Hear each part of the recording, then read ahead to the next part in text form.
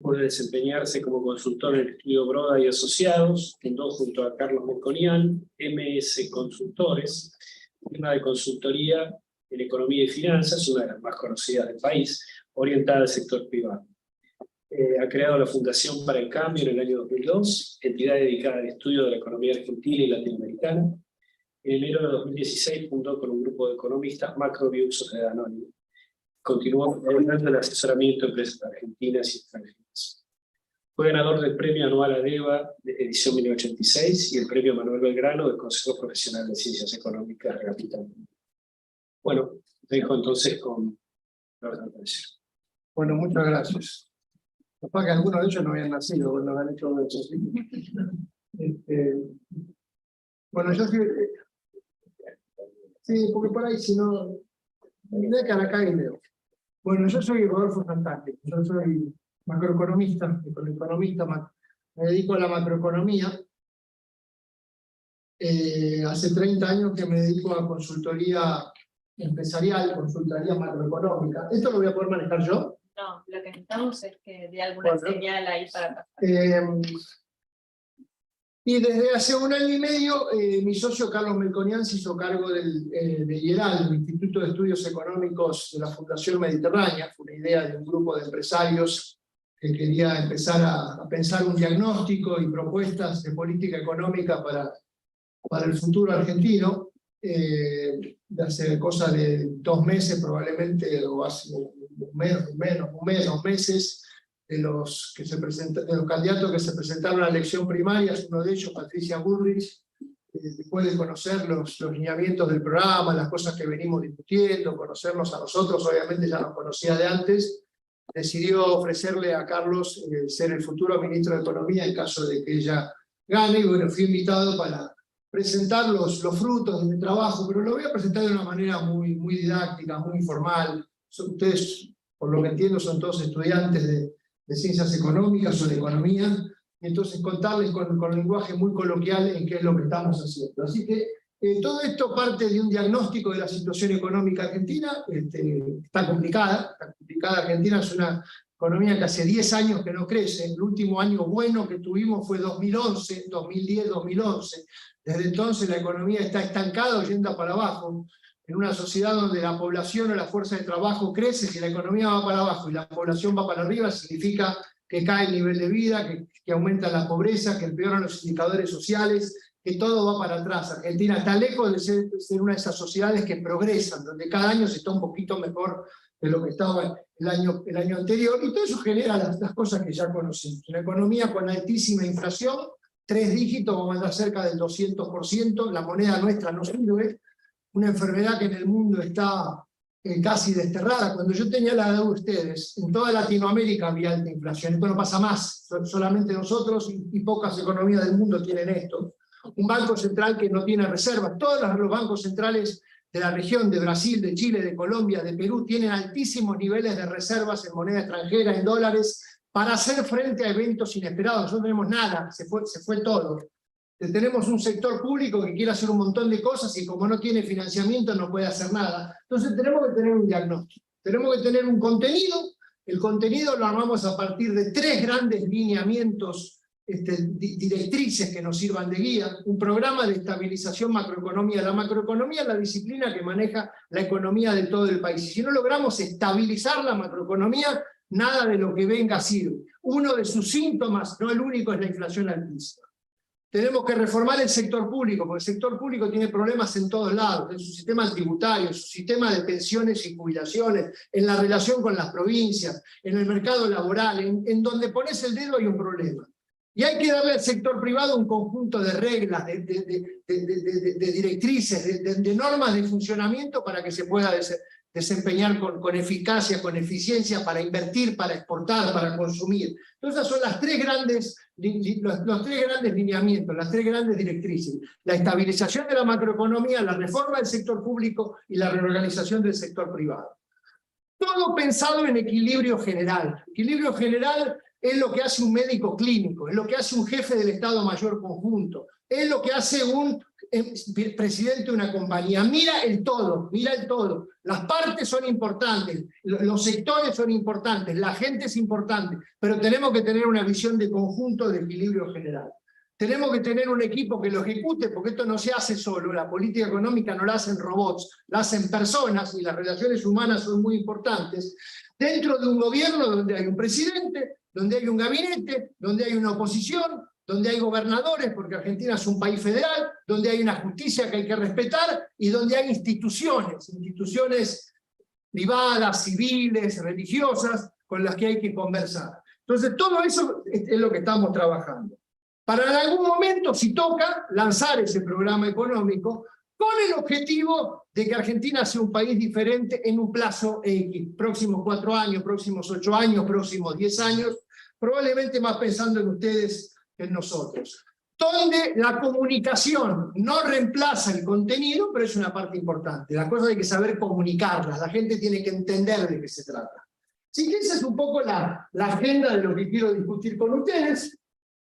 Yo diría, la primera idea tiene que ver, ninguno de nosotros podemos desconocer lo que vamos a recibir. Prohibido quejarnos de que no sabíamos lo que estábamos por recibir, es una herencia estructural que no va a cambiar el estancamiento económico, las cosas que ya dije, y va a haber una herencia del último día, una herencia coyuntural, digo sin hacer política, los últimos líos que está armando el ministro de Economía, candidato, que con el afán de ganar hace y complica aún más la herencia. Un tipo de cambio que después de la última devaluación va a ser carcomido por el aumento de los precios, una brecha con el dólar paralelo gigantesca, deudas por todos lados que va a haber que pagar, un conjunto de problemitas prohibidos que, digamos, el 11 de diciembre no sabíamos con lo que nos íbamos a enfrentar.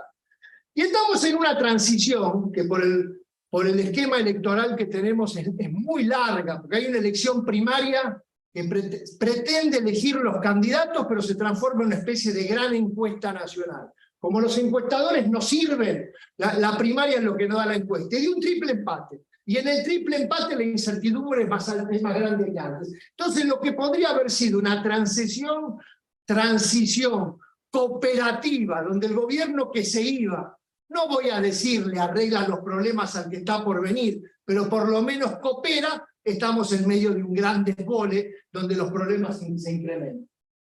Los contenidos se resumen en 3 palabras: estabilizar. Estabilizar significa ordenar la macroeconomía. La tasa de inflación tiene que ser pulverizada. No el primer día, no la primera semana. Pero a ver, algunos de ustedes no lo conocían. Argentina y la región tienen larga experiencia de que las altas inflaciones se pueden bajar. No es una lucha perdida. 1985... yo se lo digo a mis hijos cuando protestan de lo que pasa, 1985 teníamos 1000% de inflación anual, bajamos a 50 al cabo de un año. 1991 teníamos 300% de inflación y veníamos de más arriba porque había habido una hiperinflación antes, bajamos a 20% anual.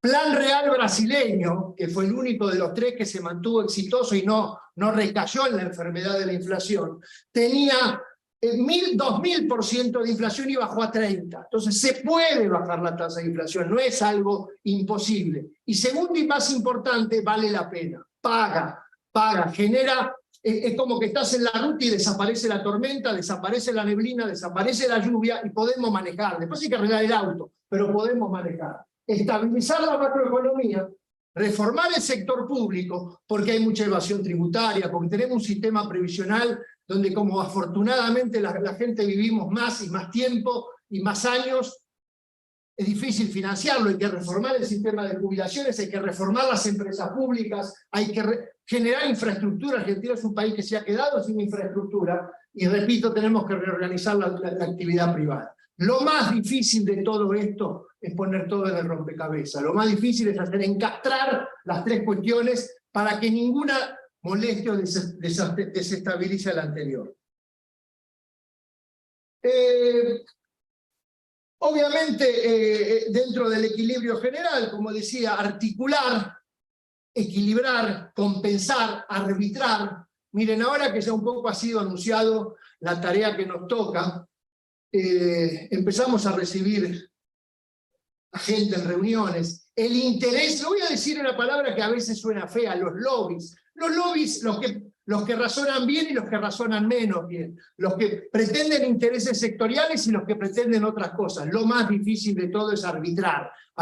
Ojo que lo que te doy a vos no sea en desmedro de lo que le quito a otro, porque la economía es la ciencia de la escasez. La economía es administrar lo que es escaso. Entonces lo más difícil de todo es la articulación de todas estas cuestiones, los distintos intereses, los distintos equilibrios parciales. Está lleno de especialistas del que entiende de la situación social, de la energía, del sector agrícola, del sistema previsional. Lo más difícil es ponerlo todo dentro de un mismo rompecabezas. Estamos armando un equipo, creemos firmemente en la importancia de la gente, del vestuario, como diría un equipo de cualquier deporte. Tenemos una mesa chica, está Carlos Melconian, que es el líder de este proyecto, estoy yo, hay otras gentes, que somos un poco los médicos generalistas, los que nos encargamos de la visión general, y una mesa grande de especialistas, porque necesitamos a los mejores en cada uno de los temas. Argentina tiene posibilidades que se están abriendo, por ejemplo, en el campo de la energía.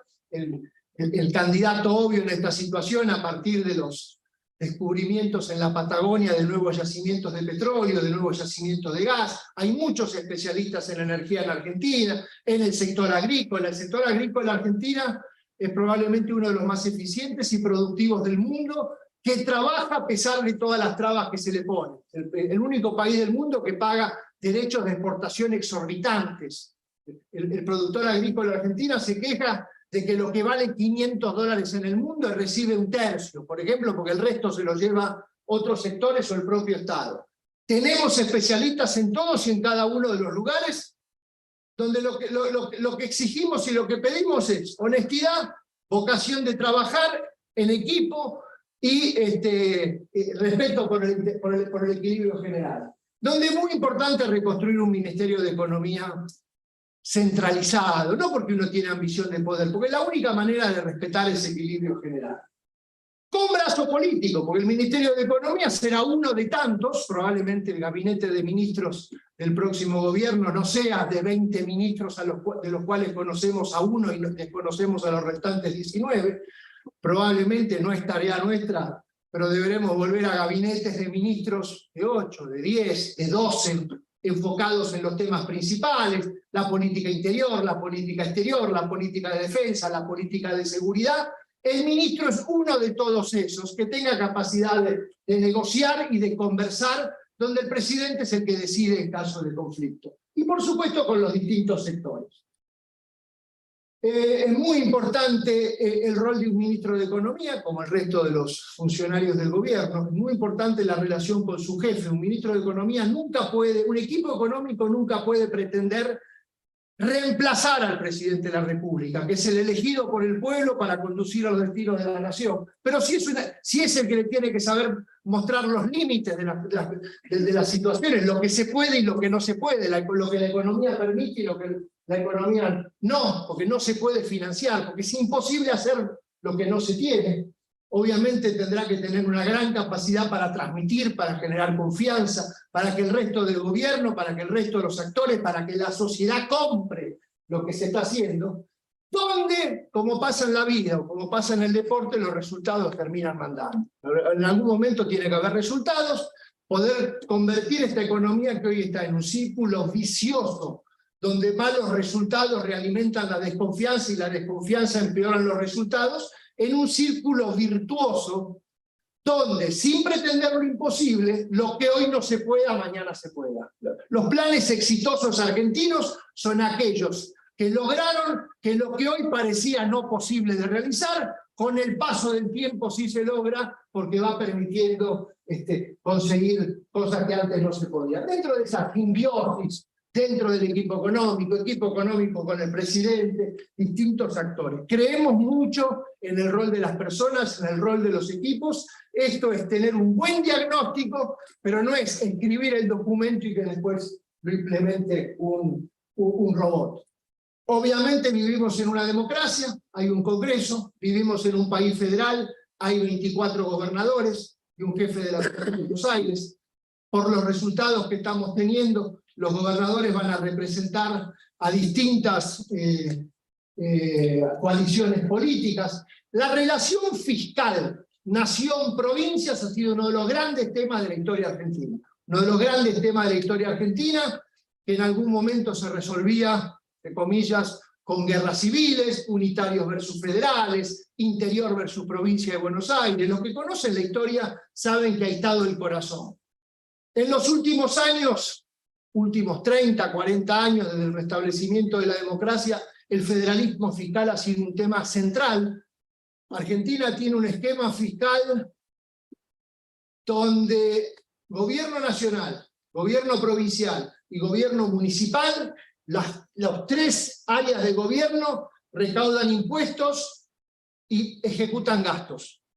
Pero en términos relativos, quien tiene mayor responsabilidad de cobrar impuestos, de generar ingresos, es el gobierno nacional. El gobierno nacional es quien recauda los tres impuestos más importantes que hay: el impuesto al valor agregado, el impuesto a las ganancias y el impuesto a la seguridad social, y los restantes, y muchos de los restantes impuestos menos importantes, como pueden ser a los cigarrillos, a los combustibles, al comercio exterior, incluyendo las retenciones. El gobierno nacional es quien recauda la mayor parte de los ingresos federales. Pero, simultáneamente, los gobiernos provinciales en su conjunto son los encargados, relativamente hablando, de mayores gastos. Las provincias se ocupan de la educación, las provincias se ocupan de la salud, las provincias se ocupan de algunas cuestiones previsionales, la nación tiene gastos en defensa, en seguridad social, la nación es quien subsidia las tarifas de luz y de gas y de transporte en el área metropolitana. Bueno, toda esa relación nación-provincia, que está regida por leyes, por la ley de coparticipación federal, donde la Corte Suprema de Justicia ha tenido fallos contundentes en términos de cómo se manejan esas cosas, es crucial saber manejarlo bien, porque es uno de los temas más complicados. Tenemos un tesoro nacional, un gobierno nacional en rojo, recauda menos de lo que gasta. De repente, cuando dé números en pesos nominales, si no estamos entrenados a manejar estos números, no sabemos muy bien de qué se trata, como cuando nos dan, qué sé yo, la distancia de la Tierra a la Luna y nos dicen no sé cuántos millones de kilómetros y no sabemos lo que significa. Pero pensemos que el gobierno nacional este año va a gastar 5 billones de pesos, 5 12 ceros, billones de pesos más que lo que recauda de impuestos. O sea, tiene un déficit fiscal. Y los gobiernos provinciales y municipales, en promedio, no todos, más o menos gastan lo que recaudan. O sea, tenemos provincias equilibradas, recaudan lo que gastan, entre lo que recaudan está lo que la nación les manda por participación federal, pero la nación tiene un déficit fiscal, que lo financia de la peor manera que se puede hacer, con un banco central que emite moneda y genera inflación. Bueno, todo eso es un tema central, político y económico, donde tenemos nuestras ideas, pero obviamente hay que respetar la justicia, hay que respetar el Congreso, la relación con las empresas y la relación con los sindicatos, la cuestión de los precios relativos. Hoy tenemos una economía, mire, la tasa de inflación de este año va a ser 200%, más o menos. Recién me estaban dando un cuadro, yo pedí como base para tomar el punto de partida diciembre de 2018, ya ni me acuerdo el número que dan, el aumento de precios. Pero voy a la cuestión de los precios relativos. Cuando digo 200% en un año, o 2000% en no sé cuánto tiempo, tenemos precios que han subido un montón y tenemos precios que han subido menos. O sea, los precios relativos están distorsionados. Por ahí no nos damos cuenta en la vida diaria, porque como todo sube, parece que todo va al mismo ritmo. Pero hay cosas que han quedado, entre comillas, baratas, renegadas, y hay cosas que están muy caras en términos relativos. Bueno, todo ese manejo empresarial sindical, sabiendo que el salario, el ingreso de la gente también ha quedado rezagado, es una parte central de todo esto. Tenemos sindicatos que históricamente eran poderosos, ahora han perdido parte de su poder, no solo porque los propios sindicalistas están más grandes y menos combativos que antes, pero sobre todo porque tenemos una fenomenal economía informal. Más de la mitad de los trabajadores trabaja de manera informal, no sindicalizada, en mercados grises o negros. Entonces, es un problema importante. Y también entre grupos empresarios, porque como pasa en todas partes del mundo, pero en Argentina la desorganización lo complica aún más. Tenemos los que prefieren el mercado interno, los que prefieren la exportación, los que prefieren un tipo de cambio más alto, los que prefieren la tasa de interés más baja. Arbitrar los intereses empresariales, sindicales, la justicia, los gobernadores, el Parlamento, es parte de la tarea que un programa económico como condición necesaria debe tener. El sustento legal, bueno, las cosas que he estado mencionando, muchas gracias. Dale otra página más. Yo diría tareas a reconstituir.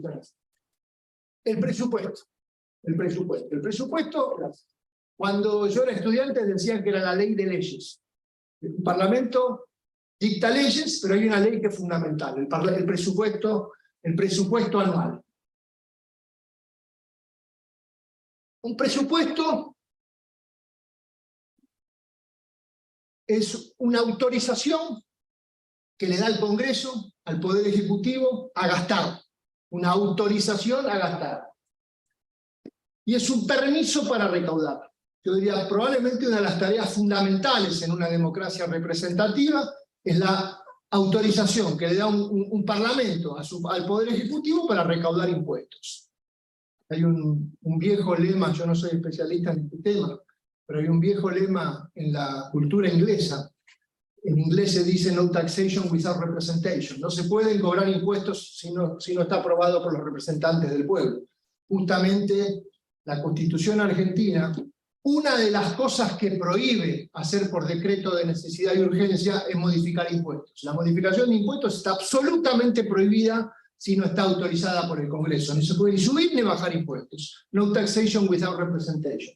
Tenemos que reformular una ley de presupuesto. ¿Por qué? Porque la inflación ha distorsionado todo. Cuando se hace un presupuesto, esto pasa en las empresas privadas, pero pasa también en el Estado, hacemos un presupuesto de ingresos y gastos. ¿Cuánto esperamos recaudar? ¿Cuánto pensamos gastar? Y la inflación nos distorsiona todo. Tenemos que tener un presupuesto que guíe, que el Congreso apruebe. Tenemos que reformar el sistema de leyes laborales, porque es un gran problema. El sistema de leyes laborales en Argentina está pensado mucho más en la persona que ya tiene empleo y en cómo protegerlo para que no lo despidan, para que si lo despiden tiene una indemnización, para que tenga protección. Y está bien que en cómo hacer para que las empresas contraten nuevos trabajos. ¿Quiénes son los grandes perjudicados de todo? La juventud. La juventud que se le hace difícil entrar al mercado de trabajo. Pensar nuevas relaciones laborales para que en un contexto de crecimiento económico el empleo sea una variable dinámica. La señora que me acompañó hasta acá, Claudia, que me llamabas, sí, viene de Chile. Chile es un ejemplo en los últimos 20, 30 años de lo que es un mercado laboral. El mercado laboral chileno, no sé, el último año, muy dinámico, crea empleo.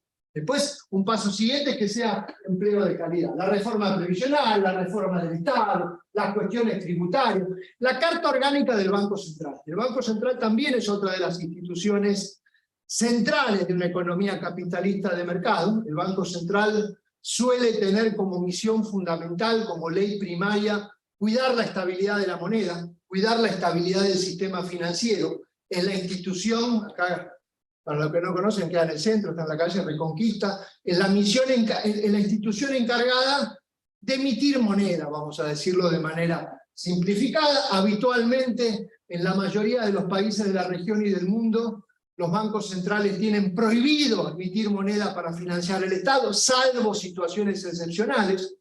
Una excepción fue la pandemia. Afortunadamente, durante la pandemia, teníamos moneda local y teníamos Banco Central para poder financiar todos los gastos de la pandemia, o una guerra, o una situación excepcional, pero en condiciones normales un Banco Central no tiene como tarea financiar. El Banco Central está a cargo de cuidar la estabilidad de la moneda. El Banco Central es una institución autónoma que no recibe instrucciones del Ministerio de Economía, pero que tiene que trabajar en coordinación con el Ministro de Economía.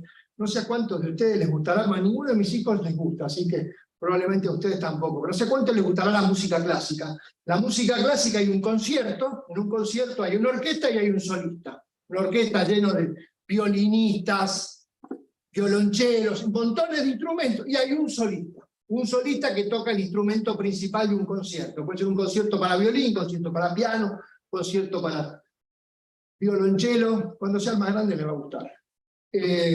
Un solista no recibe instrucciones del director de orquesta. Entren a YouTube, vean un concierto para violín. Mañana en el centro tocan el concierto para violín de Tchaikovsky, en los conciertos al mediodía que hay en el Teatro Ópera. Les recomiendo que vayan porque es el mejor que hay. El violín, ninguno va a ir. El violinista toca solo, independiente, pero en coordinación con el resto de la orquesta. Ese es el rol del Banco Central. La energía tiene una gran oportunidad. Argentina no es un país súper abundante en energía, pero tenemos petróleo, tenemos gas, tenemos capacidad de generar electricidad. Se está construyendo un gasoducto nuevo, se va a traer el gas de la Patagonia acá, vamos a reemplazar el gas importado, se está reemplazando el gas importado, que durante la guerra de Rusia con Ucrania fue extremadamente caro para las cuentas argentinas. Hay grandes oportunidades en la energía, todos integrados al programa económico. Entonces, eso es la idea. Quiero hablar de los primeros 100 días. Los primeros 100 días van a ser clave, como en cualquier etapa de la vida, pero en un programa económico, los primeros 100 días, los primeros 10 días, los primeros 100 días, los primeros momentos son los que marcan el rumbo. Repito, un programa macroeconómico va a estar definido alrededor de un programa de estabilización que tenga como objetivo pulverizar la tasa de inflación. Argentina este año tiene 200% de inflación y tiene que tener como objetivo, no el día 1, lo que tiene Uruguay, 10%, lo que tiene Chile, 6%, lo que tiene Brasil, 5%. Ese es el objetivo. Se logrará más rápido, más lento, dependiendo de lo que se pueda, pero hace falta eso. Lo primero para hacer un plan de estabilización, lo dije, es equilibrar los precios relativos. Los precios relativos de Argentina están totalmente distorsionados. Sobre todo nos podemos concentrar en los que están muy baratos y en los que están muy caros. Los que están muy baratos, la gente que viene de Chile lo va a entender al minuto esto que estoy por decir. ¿Qué es barato en Argentina? Todo en términos relativos, la electricidad. La electricidad es baratísima en Argentina. El gas es barato en Argentina. El transporte, muy barato, sobre todo en el área metropolitana. Mi viejo me decía, un boleto de colectivo vale igual a un café. No sé cuánto vale un café hoy, pero no vale 40 pesos como vale el boleto de colectivo, 60 pesos como el boleto de subte. La nafta es barata en Argentina. Aún medida el dólar oficial, ni pienso, si van a Uruguay, la nafta vale $2, casi $2. Al cambio paralelo sería prohibitivo. Hagámoslo el cambio oficial. La nafta está barata. Y algunas otras cosas están baratas. Lo que está barato tiene que ser más caro. Y lo que está caro tiene que ser más barato. ¿Qué está caro en Argentina? Sobre todo las cosas que son escasas. Las cosas que por las reglamentaciones y las regulaciones y las prohibiciones y las distorsiones no se pueden importar. Puede ser la ropa, puede ser el calzado, pueden ser los autos, pueden ser los neumáticos, pueden ser algunos insumos industriales. El reequilibramiento de los precios relativos. Tarea de cirugía dificilísima, pero necesaria, va a ser clave en los primeros días. Y el tipo de cambio variable central. Argentina es una economía altamente dolarizada. Claro, para ustedes, esta devaluación que hubo en agosto fue la primera, estoy casi seguro, para casi todo. Para vos no, pero para el 90% de los que estamos acá, fue la primera devaluación que vivieron. Devaluación entendida como un salto abrupto de la noche a la mañana en el tipo de cambio, el oficial estoy hablando, el que valía 280 pesos y pasó a valer 350 el lunes siguiente a la primaria. No respecto a 280, un poquito menos que valía a principios de agosto, eso da un 27% de aumento. El tipo de cambio, de memoria, pasó de 250 a 350, 27% de aumento. La devaluación más fugaz de la historia argentina. ¿Por qué? Porque subió 27% el tipo de cambio y va a dar 25% de la inflación combinada de agosto y septiembre. O sea, el poder real de un dólar oficial de fin de septiembre, principio de octubre, va a ser el mismo del de fin de julio. Devaluamos 27%, los precios van a haber subido 25%. ¿Qué hacemos con el tipo de cambio? Desde ya les digo dos cosas, como para presentar ideas. Es imposible seguir con este esquema que tenemos hoy, una maraña de regulaciones, de prohibiciones, de discrecionalidades, de que te levantás hoy y no sabés qué nueva medida vamos a tener, una telaraña imposible, lo que se llama popularmente el cepo. Lo cual no significa que en una tarea de pereza intelectual, eliminar el cepo sea liberar todo y dejar todo a la buena de Dios y al arbitrio de los mercados libres. Tenemos que tener un régimen cambiario lógico. Un régimen cambiario lógico empieza por evaluar qué nos dice el dólar de 350 pesos, que es el dólar al cual un exportador tiene que vender sus divisas cuando exporta, es el dólar que es el tipo de cambio que debería pagar un importador cuando trae una cosa de fuera del país, aunque hoy no se lo dan, así que ahí es 350 medio virtual. ¿Y qué nos dice el 750? Que es el otro dólar, el Blue, el MEP, el CCL, todos esos nombres que ustedes leen, les dirán, hay 20 dólares, uno a 750, otro a 350. Bueno, el análisis profesional, que podemos coincidir, es parte del diagnóstico que uno tiene que hacer, nos dice que el dólar de 350 pesos, el tipo de cambio de 350 pesos, que se lo ha comido la inflación de agosto y de septiembre, igual tan mal no está. Groseramente atrasado no está. Si alguno de ustedes me pregunta, che, ¿no debería estar a 700 lo que vale 350? Mi respuesta sería no. Porque si lo llevamos a 700, los precios van a subir y vamos a estar igual que antes. De repente, comparando con lo que vale el real en Brasil, con lo que vale el peso en Chile, con lo que vale el peso en México, con lo que vale en otros lugares de la región, para comparar competitividad, para comparar cuántos son los costos laborales, para comparar precios entre países, de repente podríamos decir, si estuviera 400 mejor. Qué lástima que Massa lo devaluó a 350 y lo está dejando congelado en 350. Si lo estuviera llevando de a poquito a 400, estaría un poquito mejor, pero no está groseramente atrasado. Y el 750 es un valor que lo determina el mercado. Y como recomendación les voy a dar, respetemos al mercado, porque lo que dice el mercado hay que respetarlo.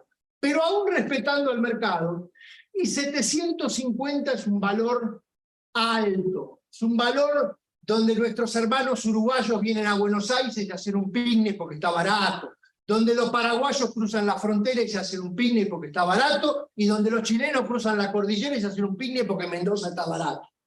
Entonces, si alguno de ustedes cree que vamos a una unificación cambiaria inmediata, la respuesta es no. Porque si el 350 se va a 700, se arma un gran lío en la Argentina.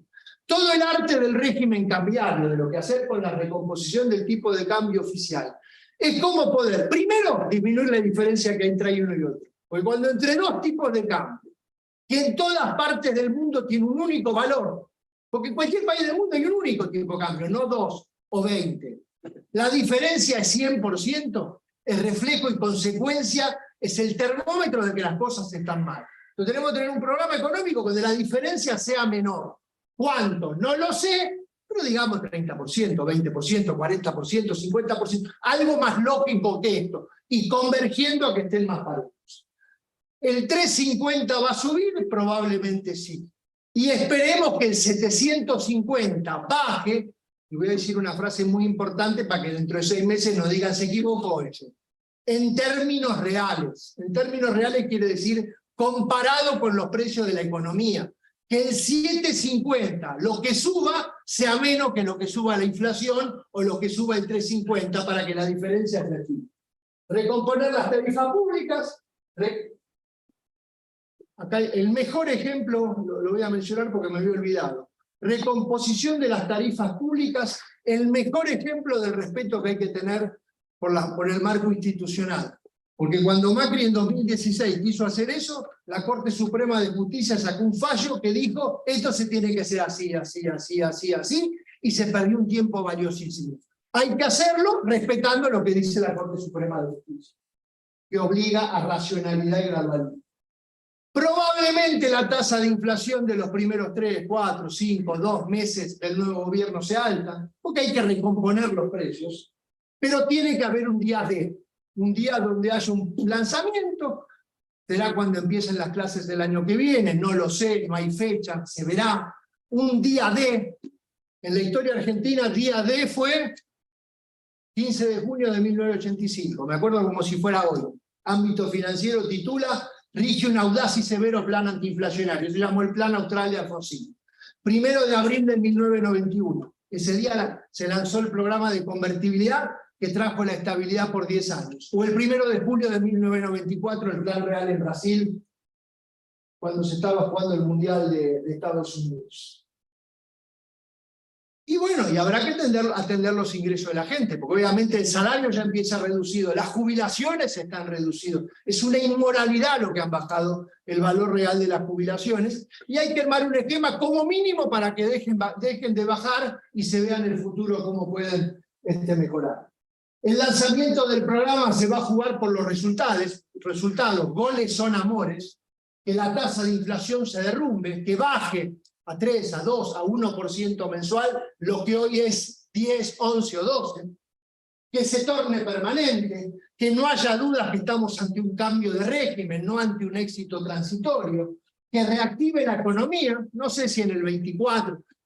La historia argentina dice que cuando la tasa de inflación se desploma, la economía se reactiva, sobre todo cuando estamos en presencia de un cambio de régimen que se percibe como nueva regla de juego, no como una medida aislada, transitoria, para salir del paso, como puede ser un congelamiento de precios transitorio. Y después, obviamente, la política pedirá que a partir de esto las elecciones de medio término sean favorables para el oficialismo, y lo que dije antes, entrar en un círculo virtuoso de reformas, donde lo que no se podía hacer hoy, mañana sí sea posible. Dale.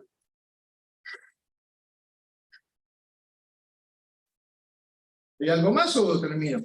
No, hay algo más. Bueno, y todo esto dentro de un esquema donde es muy importante comunicar, donde es muy importante que se entienda, es muy importante que los sectores más vulnerables no paguen los costos de la reforma que hay que hacer, donde los costos estén pagados y arbitrados de manera lo más equilibrada posible. Estoy pensando en impuestos, estoy pensando en gastos, estoy pensando en tarifas. Cada una de esas cosas debe ser tenidas en cuenta.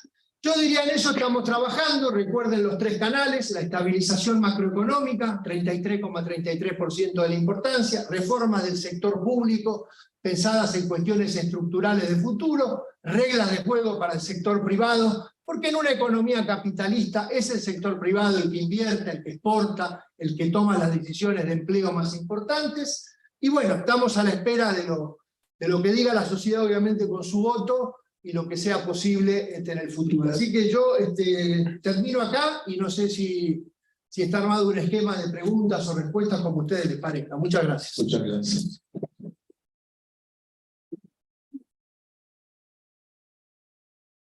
Y para preguntar, le pasamos el micrófono de la pregunta.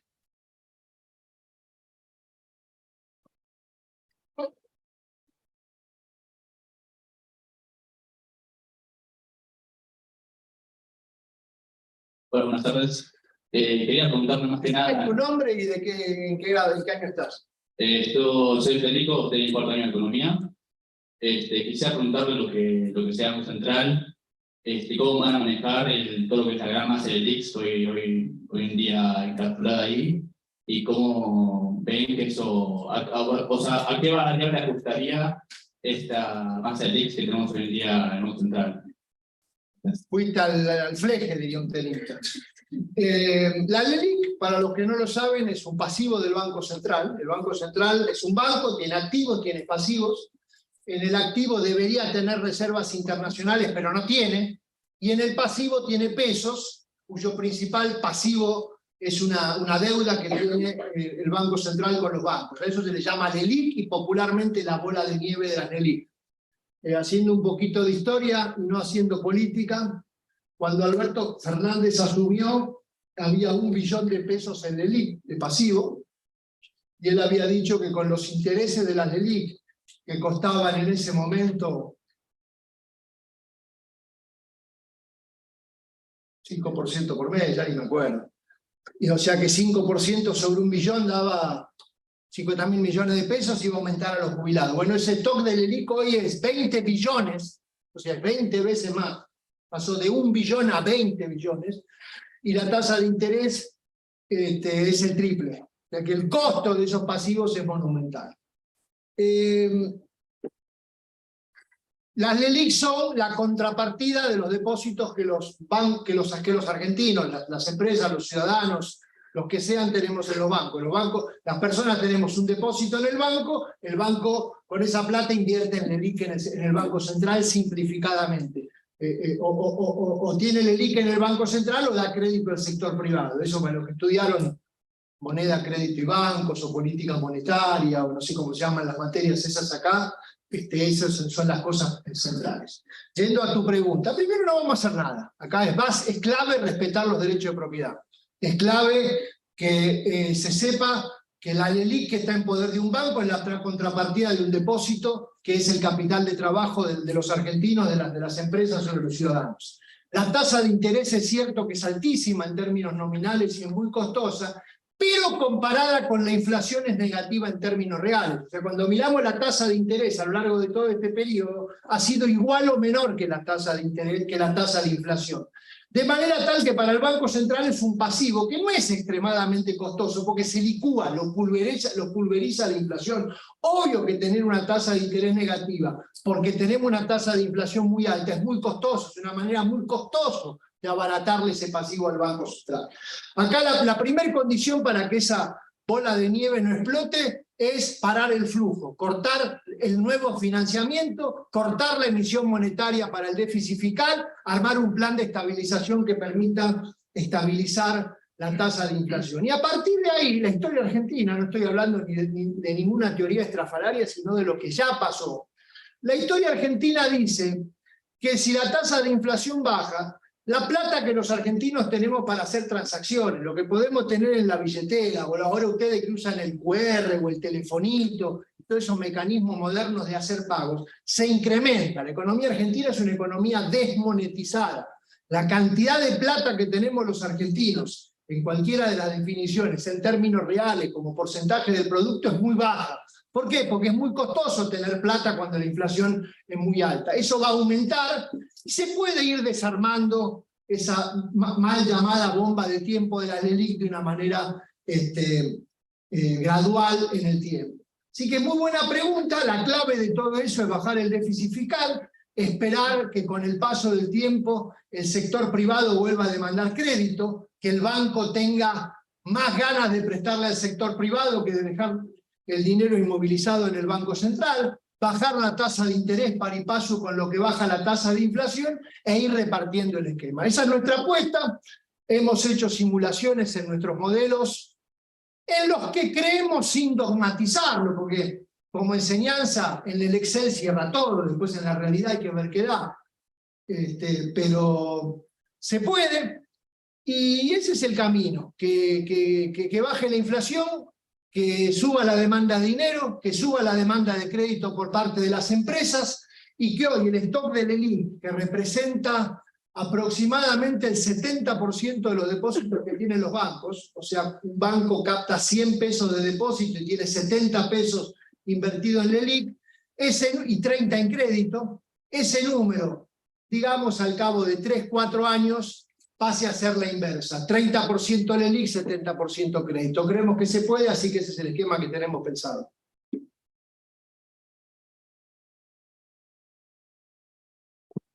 Rodolfo, ¿qué tal? Buenas tardes. Juan Ignacio, también del cuarto año de Economía como Federico. Mi pregunta iba más apuntada a cómo pensaban organizar todo el tema cambiario, cómo ven el nuevo esquema que piensan hacer de reacomodamiento, cuáles son los plazos, hacer en el 10 de diciembre, va a haber desdoblamiento, ¿qué piensan hacer? El nuevo esquema cambiario no va a ser desarmar lo que tenemos ahora sin ir a una liberalización completa. Usaste la palabra desdoblamiento, puede ser una de las alternativas. La clave de todo esto es un esquema donde el tipo de cambio que influye sobre los precios de la economía, el dólar oficial, ha quedado demostrado en esta última devaluación que lo que hace aumentar generalizadamente los precios es la devaluación del oficial. Ese tipo de cambio tiene que estar determinado y controlado por el Banco Central. Dicho por gente que cree en los mercados libres, ese tipo de cambio lo tiene que manejar el Banco Central. Porque si el Banco Central no maneja ese tipo de cambio, la estabilización de la inflación es muy difícil. Y tiene que ser un mercado superavitario, para que el Banco Central además pueda acumular reservas. Entonces, muchas de las regulaciones que hoy hay se tienen que eliminar lo más rápido posible. Hoy, por ejemplo, cualquier empresa que hace una importación no puede pagar. Tiene que pagar a 90 días, 120 días, 180 días. El inmediato levantamiento de las prohibiciones de pago de importaciones, como mínimo para las futuras importaciones, es condición ineludible. Que una empresa extranjera pueda transferir dividendos al exterior por los balances aprobados es una condición ineludible. Pero al mismo tiempo hay que mantener regulaciones, que algunos lo llamarán cepo, otros lo llamarán regulaciones macroprudenciales, controles sobre determinados movimientos. No va a ser cualquier cosa libre, todo liberado para que todo el mundo haga lo que quiera. Probablemente eso lleve a un esquema de segmentación cambiaria, donde hay que hacer la inversa de lo que hizo el Banco Central en el último año. El Banco Central en el último año con el dólar soja compraba dólares caros y los vendía barato y perdía plata. Hay que hacer la inversa. El Banco Central no puede perder plata haciendo operaciones cambiarias porque alguien lo paga. Y habrá que reglamentar cuáles son las normas y regulaciones por las cuales, si gente del exterior quiere traer dinero a la Argentina, lo puede hacer, pero respetando ciertas normas, y si gente de Argentina quiere sacar dinero, lo puede hacer, pero respetando ciertas normas. Dentro de un concepto que me olvidé de mencionar, pero que es importante, que es lo que hemos llamado la economía bimonetaria. La economía bimonetaria es la convivencia entre el peso y el dólar. Argentina es una economía donde tenemos dos monedas. Tenemos muchas, pero tenemos dos monedas, el peso y el dólar. El peso es el que usa la gran mayoría de los argentinos que trabajan, que no tienen ahorros. El salario, el sector público, la economía informal trabaja en pesos. Y tiene que seguir trabajando en pesos. Y al peso hay que protegerlo, sobre todo a partir de la inflación baja. Pero al mismo tiempo hay gente, no poca, que tiene dólares, y sobre todo que tiene dólares fuera del sistema económico, que los tiene en el colchón, que los tiene en la caja de seguridad, que los tiene en el exterior, y entonces ahí la economía bimonetaria apunta a convencerlos, a seducirlos, no a imponerles, que esos dólares los introduzcan en el circuito económico, en el sistema bancario, en el mercado de capitales, en las transacciones reales, en comprarse un auto, en lo que sea.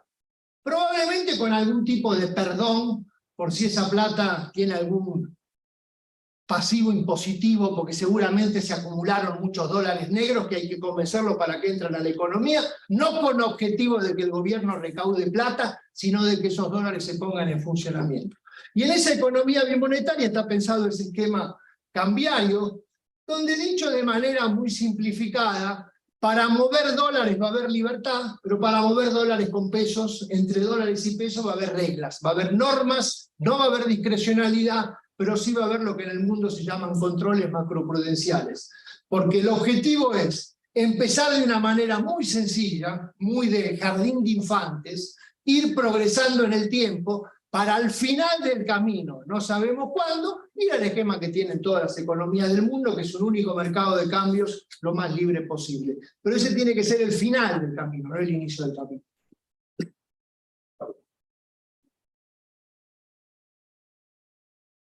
Hola, buenas tardes. Soy budista y también estoy en el cuarto año de la carrera de Economía. Y mi pregunta iba el plan que tenían para solucionar el tema del déficit fiscal y si cambió algo ahora que se está discutiendo una pérdida de ingresos bastante importante con el piso de ganancias. Cambia que se hace más grande. Lo que iba a ser 4 billones de pesos se hace 7, así que cambia en 1 billón, dicho de manera simplificada. Yo diría el ministro Massa en la última semana está tomando 2 medidas, una muy costosa, probablemente transitoria, y una bastante costosa, más permanente. La más costosa, probablemente transitoria, es este mal llamado esquema de devolución de IVA, que en realidad es una especie de subsidio adicional a la gente que consuma. En la pandemia se dio lo que se llamaba el IFE, el ingreso familiar de emergencia. Este es un IFE plus de 18.000 pesos a vaya a saber cuántas personas, a 10 millones, a 15 millones, a 20 millones de personas, que si hacemos la cuenta va a costar 200.000, 300.000 millones de pesos por mes, que es un montón de guita, pero que probablemente no dure más de 2 meses. Entonces ese lo va a dar él, pero lo va a pagar él, porque eso va a significar más turbulencia en el corto plazo. Ese yo diría es más un problema de masa, porque ese tiene patas cortas, ese esquema muere porque es imposible de financiar. El otro es más difícil porque ha cambiado el impuesto a las ganancias, el impuesto que en el mundo es el impuesto más justo por excelencia, está bajándolo prácticamente a cero para la mayoría de la gente. O sea, los argentinos vamos a dejar de pagar impuestos a las ganancias, por lo menos hasta un nivel de ingresos, bajo la ficción de que tienen que pagar impuestos las empresas y no las personas, y en realidad lo que pagan las empresas también lo pagan las personas, de alguna manera u otra. Ese es más costoso, ese sí genera un agujero estructural, un déficit estructural que hay que tener. Yo diría que el primer enfoque respecto al déficit fiscal, voy a usar unas palabras que usó el presidente del Banco Central de Europa, el European Central Bank, cuando fue la crisis de 2012, ninguno de ustedes se debe acordar, una crisis muy fuerte en Europa que puso en peligro el euro, y el señor Mario Draghi en inglés dijo whatever it takes. Whatever it takes significa se va a hacer todo lo que haga falta. No va a haber ninguna cosa que no haya que hacer para llevar el déficit fiscal a cero. No hay ningún prejuicio ideológico, se va a hacer lo que tenga que hacer. Habrá que bajar los gastos y habrá que subir los ingresos para lograr eso. El candidato número 1 son los subsidios a las tarifas de energía, de luz y de gas, porque es una inmoralidad que la clase alta y la gente de ingresos medios esté siendo subsidiada por la inflación que paga toda la gente. Más difícil es la cuestión del transporte. Habrá que también sincerar el precio de la nafta para que el Estado vuelva a recaudar lo que históricamente recaudó de impuestos a los combustibles. Nunca como ahora pagamos tan barato, pagamos tan poco de impuestos cuando cargamos un litro de nafta. Hoy estamos pagando, cuando vamos al surtidor pagamos 25 pesos por litro de impuestos a los combustibles. Ese valor históricamente era equivalente ahora a 100 o 125 pesos. Va a ser muy difícil hacerlo todo de golpe, pero algún día en Argentina la nafta va a valer lo que vale en Uruguay o en Chile. Habrá que hacer las reformas del Estado para recortar los gastos donde la casta es una parte pero no alcanza. Y repito, hacer lo que haga falta. Y se puede, y cuando hacemos las simulaciones no nos falta mucho. No nos falta mucho, no el primer día. Así que hay un equipo de especialistas que lidera Daniel Artana, que es un amigo y colega que trabaja en Fiel, que es quien lidera todas esas cosas, y bajo el doble esquema de ingresos y gastos estamos muy confiados que se puede lograr. Lo más importante es después perseverar. O sea, una vez que se logra eso, saber resistir las presiones, tanto de los que quieren que se les bajen los impuestos, a las ganancias, a las exportaciones, a lo que sea, como lo de los que quieran subir los gastos. La regla va a ser déficit cero como política permanente. Y es posible. Gracias.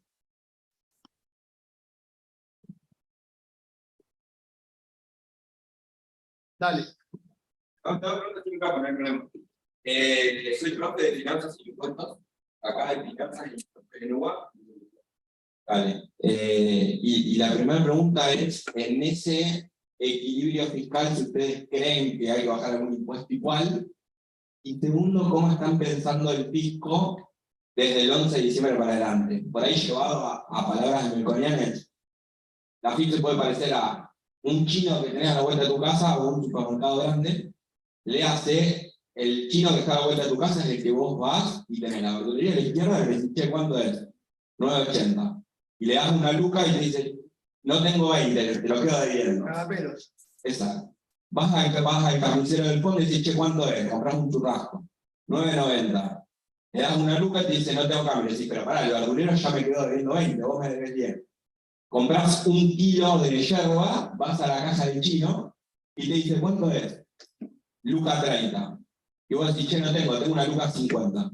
Te dice, bueno, está bien, te quedo debiendo yo de vuelta 50. Sí, pero pará, me debía 20 el verdulero, me debe 10 el carnicero y me debe 50 vos.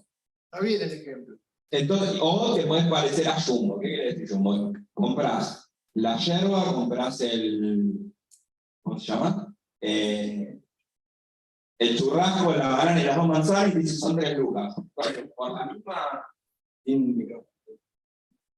Por la misma operatoria, si el fisco se parece a lo que es Bolivia, a lo que es un chino, digamos, no, porque allá no me importa de esta manera. Si se parece a lo que es un chino, estás gastando por comprar 3 lucas 100. Y si vos vas al Jumbo, estás gastando 3 lucas por lo que vale 3 lucas. Y es intentar que la FIP tenga un sistema de cuenta única, por así decirlo. Che, ¿cuánto me pagaste? ¿Asesoraron 20? Ok, computátelos en ganancias o computátelos en cosas sociales. Entonces, más allá del hecho de no cambiar los impuestos, con el sistema que tenés hoy y reorganizarlo un poco el fisco, podés bajarlo con la misma recaudación, incluso con más. Porque esa luca que yo le quedo debiendo, esos 100 pesos que yo le quedo debiendo al chino, es el que cuando yo te gustaría pagar ganancias, lo puedo apuntar por inflación y vos recaudás 35. O, si la inflación es 115 en vez de 100%, recaudás 50 más o menos. Entonces, más allá de decir, che, primero, ¿cómo piensan y qué impuesto deciden tocar? Si estiman eficienciar un poco de lo que es. Tenemos chino. Le voy a contestar. Yo sé cuál es la respuesta elegante con la que quedo bien, y yo te voy a decir qué es lo que va a pasar. Al principio hay que hacer como China y como Jumbo, las dos cosas. Porque whatever it takes, es que hay que hacer lo que sea necesario. Porque es tarea número 1 a lo cual hay que subordinar todo el resto. Con el tiempo, obviamente, hay que comprometerse a una cosa más seria. La AFIP es una institución fundamental. Argentina tiene un enorme problema que tiene tasas impositivas altas y tasas de recaudación relativamente bajas. Te vuelvo al ejemplo de Chile. Chile, con una alícuota del IVA que entiendo es del 18%, recauda prácticamente lo mismo que nosotros con 21% del IVA. Es cierto que una parte tiene que ver con la estructura del comercio internacional, porque lo más fácil de recaudar del IVA es cuando hay mucho comercio. Es un país geográficamente más fácil de controlar, pero esto es un desastre lo que es Argentina. Así que la AFIP tiene enormes tareas que hacer en el IVA, en seguridad social, en ganancias, y hasta en los impuestos relativamente fácil. ¿Puede depender un programa de estabilización de una mejora de la lucha contra la evasión? No, al principio es whatever it takes, lo que sea necesario, pero lo tenés que complementar con el paso del tiempo con mejoras. Queremos tener un muy buen equipo trabajando, preparándose para la FIP, para que con sofisticación, con ingeniería tributaria, con informatización y con control y con honestidad se pueda mejorar los ratios de eficiencia tributaria. Las rebajas de impuestos van a estar sujetas al objetivo de déficit fiscal cero. Si no se logra, no hay rebaja de impuestos, así se lo hemos dicho a todo el mundo. Es antipolítico, es antivoto, pero estamos convencidos de que hay que decir la verdad. Entonces, hay que lograr ese objetivo mayor. Y después, obviamente, que se cometen muchas injusticias. Tu muy risueño ejemplo del chino pasa 500 veces, me pasa a mí con la FIP, que te chorea por todos lados. Eso va a haber que mejorarlo. Hay mucho impuesto pagado de más, hay mucho crédito fiscal, la inflación licúa, es asimétrico cuando vos le debes a cuando ellos te deben. Todo eso es una tarea estructural de largo plazo que solo tiene éxito si se logran los objetivos iniciales.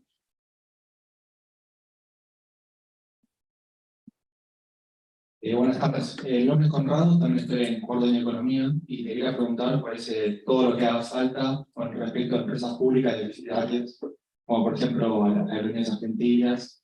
Más que nada era una idea de ustedes de privatizarlas o intentar reorganizarlas. Las empresas públicas, por lo menos para el debate mediático, tenemos que entender que cuando se habla del déficit de las empresas públicas, que es uno de los problemas de Argentina, los dos casos más grandes cuantitativamente hablando, yo diría, nosotros tenemos un enfoque cuantitativo de todo esto, no puede ser solo cualitativo, no puede ser conceptual, sino que tenemos que ir a los números. Las dos empresas públicas que más agujero tienen cuantitativamente son Gamesa y Enarsa.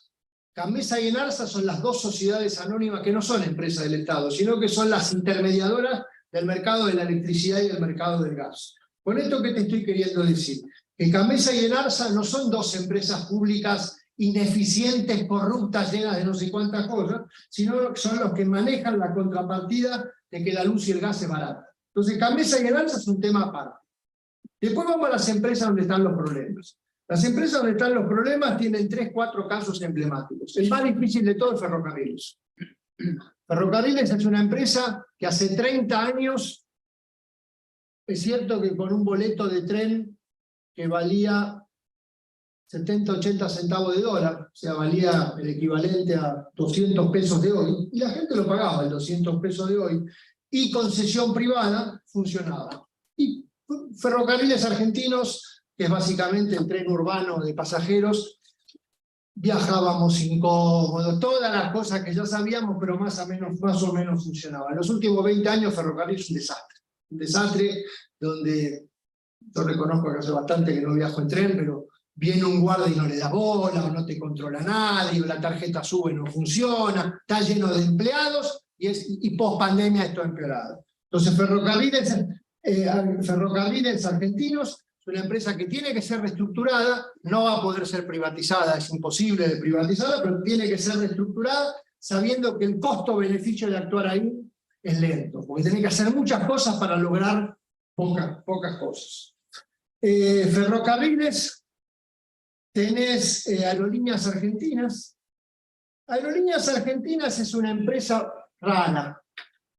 Primero actúa obviamente en un entorno de poca competencia, hay que volver a reintroducir los patrones de competencia que en algún momento tuvimos, autorizando que aparezcan más compañías low cost, que haya, se tuvo que ir LAN, que haya competencia, porque Aerolíneas Argentinas no es una empresa que cobra barata. O sea, la luz es barata, el gas es barato, el pasaje de avión no es barato. El pasaje de avión está en valores internacionales. Puede bajar con competencia. En Aerolíneas Argentinas hay 500.000 curros, que ojalá un manager los pueda eliminar o reducir lo máximo posible. Es una empresa que se debe poder eficientizar, primero para evitar que su déficit sea financiado por el déficit fiscal. Esa es la primera tarea. Y se verá con el paso del tiempo. Obviamente, la década del 90, que fue la época de las privatizaciones, teníamos a Ronald Reagan, a Margaret Thatcher, y a un ambiente mundial que iba para ese lado. La de Aerolíneas no fue de las que mejor funcionó, el tiempo dirá. Ferrocarriles, Aerolíneas, tenemos un caso emblemático que es YPF, es una sociedad anónima, no es una empresa del Estado, es una sociedad anónima con participación estatal. Yo diría, si ahí se puede, y se va a lograr con management profesional, aprovechar todo el potencial de Vaca Muerta en términos de aumento de la producción y exportación del petróleo, cambiando las reglas de juego del petróleo y sincerando los precios. YPF es una empresa que va a funcionar bien. Ha aparecido este último juicio, que si bien no recae sobre YPF, recae sobre el Estado, es un fenomenal pasivo a futuro. Y después tenemos todos los demás casos donde se está trabajando en un equipo en donde habrá una empresa que cerrar, donde habrá una empresa que reestructurar y donde habrá una empresa que privatizar. Desde la empresa de carbón a la empresa de talleres navales, a la empresa de varias cosas que hay que son de menor envergadura. Yo diría igual la tarea número 1 es lograr que las empresas privatizadas vuelvan a funcionar como empresas privadas. La de gas, la de electricidad, la de petróleo, que vuelvan a funcionar de manera competitiva. Así que las cosas se hacen secuencialmente, no se está pensando en ningún disparate, no se está pensando en cerrar Aerolíneas el primer día, porque por 2 mangos con 20, piensen que el déficit fiscal de Argentina de este año va a ser 5 billones de pesos, y Aerolíneas debe perder 100.000. O sea que necesitaríamos 50 aerolíneas para compensar ese tema. Así que propuestas grandilocuentes tipo cerrar Aerolíneas son más show que otra cosa. Pero el tema es trabajar profesionalmente para avanzar. Y me debo estar olvidando de alguna, que no la traje anotada, pero está todo dentro de esa regla. 2 últimas preguntas. Buenas tardes, soy Valentín, también estoy en 4º año de Economía. Tenía una pregunta con respecto a la dolarización. Llegado el caso de que la dolarización esté presentada en el Congreso como una ley, me gustaría saber qué opinión tienen al respecto y si la apoyarían o si por el contrario piensan que no es una buena idea. La dolarización de la economía es algo imposible. Hay que distinguir dos cuestiones diferentes. Una cosa es que el sector privado, que ya tiene dólares en el colchón, en la caja de seguridad o en el exterior introduzca los dólares en la economía y los ponga a funcionar. Eso se puede hacer rápido, obviamente, si generás confianza, un marco legal y un marco económico para que ello ocurra. La cuestión de la dolarización, como se la publicita actualmente, tiene que ver mucho más con los pesos que con los dólares. ¿Qué hacemos con los pesos? No, ¿qué hacemos con los dólares? Hay pesos circulando y entonces la propuesta en teoría es reemplazar los pesos circulando por dólares. Los pesos circulando los emitió el Banco Central. O sea, el encargado de reemplazar los pesos por dólares debería ser el Banco Central. Pero el problema es que el Banco Central tiene 0 dólares. En realidad tiene dólares negativos. Tiene más pasivos que los activos que tiene. Hay una fantasía, lo voy a decir así, que es creer que el Banco Central, bajo mecanismos de ingeniería financiera que tienen que ver con papeles que no sirven para nada, está en condiciones de conseguir dólares para reemplazar los pesos. Esto lo voy a hacer como pronóstico profesional, no como la tarea que no bajo la tarea que acabo de hacer acá. La probabilidad de que Argentina haga una dolarización así ordenada es 0. Es imposible que ocurra. Así que yo diría, casi te digo, es irrelevante que votes a favor o en contra porque no va a ocurrir. El mayor riesgo de una propuesta de dolarización es que termine desordenada, como ya ocurrió en otro momento de la historia argentina, donde dolarización desordenada es sinónimo de que los pesos que tenemos se licúan. Hoy hay una paradoja en la economía argentina. Los pesos sirven para poco, porque la inflación es altísima. Pero los argentinos tenemos en el sistema bancario 30 billones de pesos. Dije trillones porque es en inglés. 30 billones de pesos de depósitos. O sea que necesitarías 40.000 billones de dólares para reemplazarlos. Claro, la alternativa es, ustedes saben, por ejemplo, cuando se hizo el plan de convertibilidad, en 1991, convertibilidad y dolarización son primos hermanos, casi gemelos, casi parecidos. Claro, en el 91 se pudo hacer la convertibilidad, porque yo digo hoy que no se puede hacer la dolarización, que es casi lo mismo que la convertibilidad.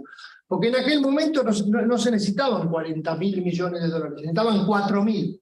Cuando empezó la convertibilidad, los pesos eran equivalentes a 4.000 millones de dólares y las reservas eran 4.000 millones de dólares. Entonces vino la convertibilidad o la dolarización, que es casi lo mismo. Hoy se necesitarían 40.000, salvo que con una hiperinflación transforme los 40 en 4, que es peor que cortarte la gamba para meter el asiento en el colectivo. Así que es costosísimo ese proceso. Ahora voy a hablar un poquito más alumnos de facultad, saliendo de la coyuntura política, de la coyuntura argentina, para los que les interesa la teoría monetaria. El caso más importante, dolarizar es una palabra que simplifica una idea de que un país renuncia a tener moneda local por tener una moneda que administra otro país o otra institución. Normalmente se habla de casos de dolarización a Ecuador, a El Salvador, Panamá, mal. El caso más relevante de dolarización que hubo en los últimos 20 años, en realidad no fue de dolarización, sino fue de eurización. Porque todos los países de Europa, España, Francia, Portugal, Irlanda, Italia, abandonaron su moneda local, no tienen más pesetas, no tienen más liras, no tienen más francos, no tienen más libras. Irlanda no me acuerdo cómo se llamaba la moneda.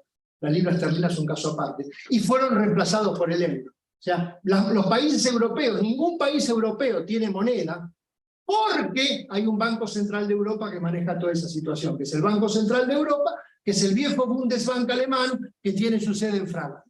Si la dolarización en Argentina significara que la Reserva Federal de los Estados Unidos, o sea, el Banco Central de los Estados Unidos, le propone a toda América, a Brasil, a Chile, a Colombia, a México, dolarizar la región, y que él se hace cargo del manejo de la política monetaria y bancaria de toda la región, soy el primero en apoyar la dolarización. Porque en Europa la eurización fue fenomenal. España, Francia, Italia, Grecia, todos mejoraron un montón cuando se adoptó la moneda única, porque los gallegos pasaron a tener la moneda alemana, y eso fue una bendición para España. Pero eso no es lo que hay en Argentina. Eso no es lo que está pasando. Lo que se está proponiendo es una dolarización fantasiosa que tiene probabilidad cero. Entonces así lo tienen que entender. Dolarizar tiene sus pros y sus contras, si se pudiera. Una contra es que el tipo de cambio deja de ser una variable. Tipo de cambio, desaparece el concepto de tipo de cambio. El tipo de cambio puede tener que bajar o subir. En Chile el tipo de cambio puede elevar 900 o 700, 650 o 800. Sube y baja. Cuando tenés la economía dolarizada, no sube o baja el tipo de cambio, tienen que subir o bajar los precios. Milton Friedman, uno de los padres del monetarismo, dijo hace ya como 50 años que es mucho más fácil que se mueva un precio que se muevan 100 precios. Ese es el problema de una dolarización. Tenés que tener un banco central que responda cuando hay una crisis bancaria, como hubo en el 2001 en Argentina. Si no tenés un banco central que emita dólares, cuando tenés una crisis bancaria tenés un enorme problema. Esas son las discusiones en serio que se dan en el mundo, en Europa, en otros lugares del mundo, en Hong Kong, cuando se habla de dolarización o de abandonar una moneda local por otra internacional. Lo de Argentina no tiene nada que ver. Sí, la última.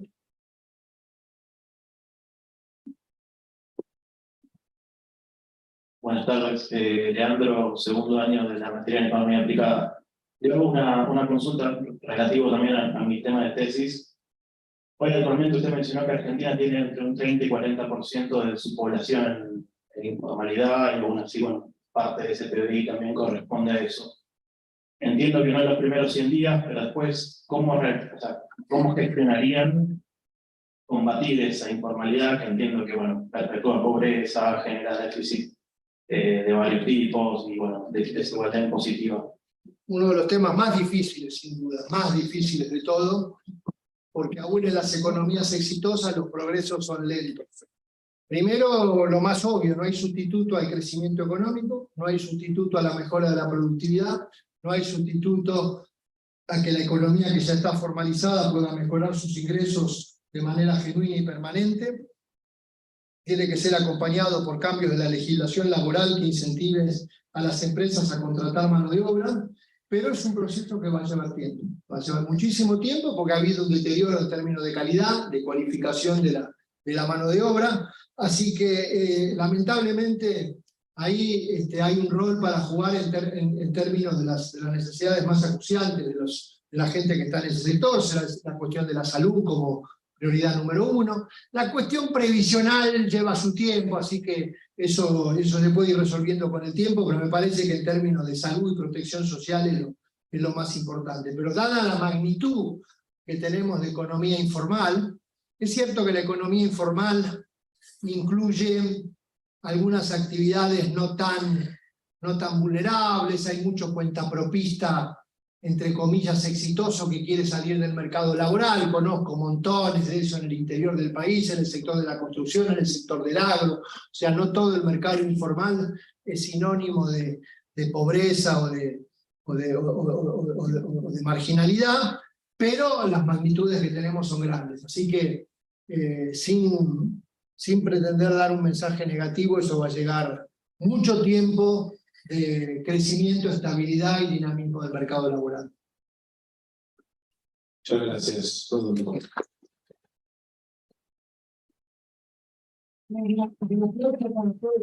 Porque ha sido muy bueno el nivel de las preguntas. Así que los felicito y para mí ha sido un gusto estar con ustedes y quedo a sus órdenes para que quienes quieran de manera, no sé, controlar mi teléfono, mi WhatsApp o el mail o lo que haya del lugar donde nosotros trabajamos, estamos con mucho gusto de aceptar sus inquietudes y si alguno quiere venir a trabajar, nos llama. Muchas gracias.